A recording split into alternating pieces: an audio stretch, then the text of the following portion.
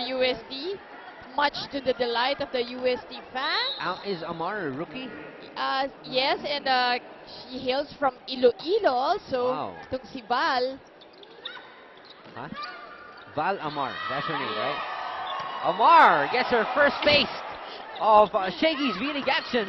And the crowd just loving it. Another one for Amar. Manzano off speed.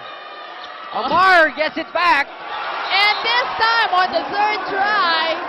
And the crowd just delighted to see her score for USC, for the Lady Tigers. And it's official, Amar has scored her first official point. Let's listen in to Coach Telma Rojas.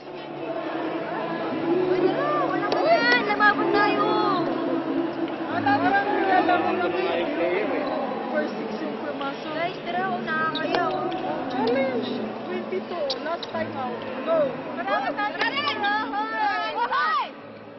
Blazers.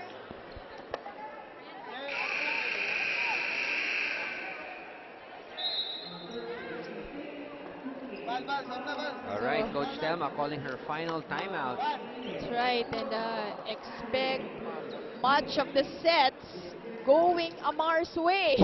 Alam nyo, kung ako may vote lang sa Shaggy's best player si Amar ang iwa. So, hindi akong bumuboto. So. Oh, and an ace again. What a time to come for USD as they're trying to close this game and take this game away from the College of St. Benilde and post a 2-game win in the quarterfinals. Maru again. Excellent serve. Ortiz. Manzano.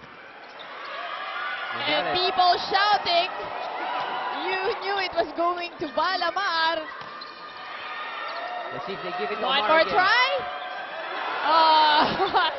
Drop ball. Doesn't work for her.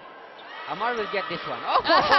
Aiza Maizo, see, gets blocked. Eh kung kay Amar yun, hindi yun na-block. Correct. Nainip si Gonzalez. We're having a lot of fun here, and this is a super ticket block. Wow, courtesy of Manzano. That block brought to you by Mighty Strong, Mighty Fast, Mighty Bond. Manzano with a serve. This one is good. Si Val. Lagi na lang kay Val. Si Val na walang manay. And CSB still fighting it out. All right, 23-14. Manzano needs to get this serve back in. Maganda lang game pa rin itong si Val. Still taking the shots as Optana with the poor reception. As we take match point, at ito mukhang kinakausap na nila si Amar. Mukhang gusto nila siyang tumapos nitong larong to. Oops. Miscue. Optana hits a zero, and they go to And Amar. And she does take the point and takes the game. And USC, more than celebrating the win, I think they're celebrating Amar's performance.